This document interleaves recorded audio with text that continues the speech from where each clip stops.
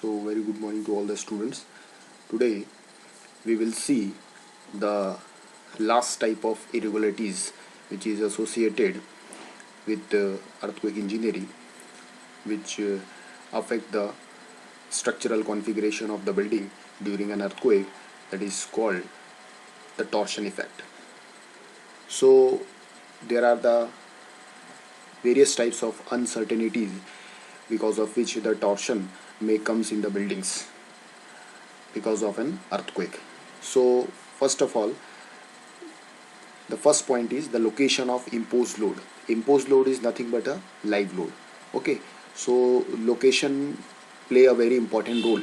Okay, where you put your live load on the structure, it is the most important part. Okay, because as we already seen in the last slide, and also as per IS 1893 2002 clause, that the imposed load have to be implemented on the building based on their floor criteria, as about 25% reduced live load to be imposed if the live load intensity is less than 3 kilonewton per meter square, and about 50% imposed load to be incorporated in the design if the live load intensity is more than 3 kilonewton per meter square. Okay, so this is the important factor which is associated with the torsion. Second is the contribution of structural stiffness. As we know that all the column is having the different orientation while analyzing or while designing, so the stiffness of the column, the structural stiffness, is playing very important role in the torsion effect. Okay, second and last is next is accidental eccentricity. So this accidental eccentricity is a new concept which will cover in this PPT. Okay, the next is torsion to be considered even in symmetric building. Okay, so this point is very important.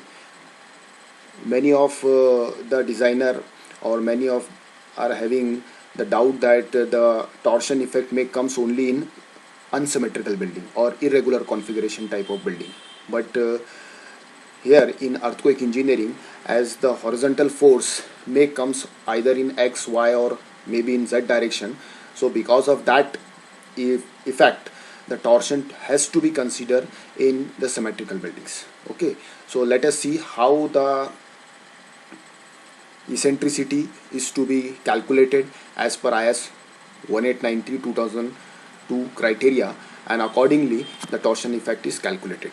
So the formula is small EDI is equal to worst effect of 1.5 times ESI plus 0.05 times BI, or ESI minus 0.05 times BI.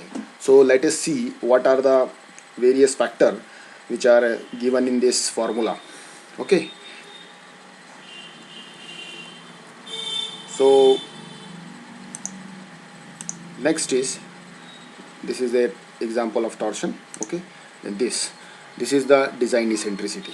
Okay, so first of all we see the definition of the various notations which is given in this diagram. Okay, first of all, what is the meaning of CM? So CM represent the center of mass. Okay, whatever the center of mass you have calculated, okay, that has to be put in this center as shown in the diagram. Similarly, CS, okay, CS represent the center of the stiffness. So as we know that CM and CM1 and CS, these are the three major points are there in the structure, and based on the distance criteria, if you see that 0.5 times B is available, is given in diagram number 2, and ESI is given. Okay, similarly here 1.5 times ESI is given and 0.5 times B is there. So based on that criteria, the design eccentricity will be formed. And in an earthquake engineering, well, we design or when we analyze the structure, we have to apply the horizontal, calculated horizontal force on this particular point only. Okay, so that the effect of the torsion can be calculated. Okay, so next is center. So this is the example of center of mass, and second is the center of resistance is given. So you can see that it is a plan, and the center point is the center of mass, and the last point you can see that there is a center of resistance. Okay, so how the building twist as per the torsional effect. So this is the torsion effect. This is the x distance is given, and if you see at the bottom there is a delta, that is a displacement or deflection will form. Okay, then first distance is x, second is distance is 2x, and third distance is 3x. Okay, so based on the distance, okay, criteria, the delta factor is also changes. Okay, in first case the delta value is only 1. In second case, as the distance increases, the value of displacement delta factor is also, this is 4 times, and then if the distance is 3 times, then it will becomes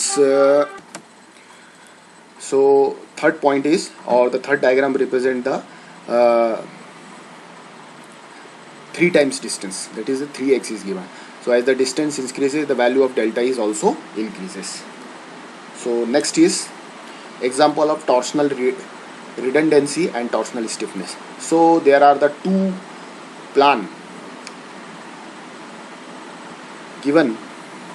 So based on that we can identify that which configuration is poor and which configuration is better in case of torsional effect. So if you see the diagram number 1, all the stiffnesses or the framing, you can say that, provided at the center, and at the periphery, outer periphery, all the columns are connected. So this become a very poor configuration as far as the torsion is concerned. Whereas in second diagram you can see that the internal or the central framing is there, along with that the outer corner framing element is also provided. So this framing element is in the form of shear wall, should be provided. Okay, so shear wall is the best example which can be provided as a framing element to resist the torsion. Then next is few solution to torsion problem. These are the lightweight frames we can provide. These all are the plan. Okay, if you see the diagram, these are the plan. Lightweight frame can be provided at the outer periphery of the column. The second one is a stiff wall can also be provided. Then steel frames can be provided. Then diaphragm structure, a small stiff diaphragm can also be provided on the outer periphery. Okay, so these are the some of the solution for the torsion problem. So as we know that the torsion are basically comes at the corner of the structure, so the periphery and the outer part should be very stiff and rigid. Okay, then P delta effect. So this is not the part of your syllabus, so we can skip this. Interstory drift. Okay, then separation of joint, then pounding effects. Okay, then this is the important part. Okay, building with soft story. As we already know the definition of the soft story as per the codal provision of IS 1893, we also see some of the major points in the soft story. So first of all, the spatial arrangement need to be made to increase the lateral strength and the stiffness of the soft and open story. One thing I would like you to share with you, that the best example of the soft story is nothing but your parking floor. Parking floor is one of the best example of the soft story.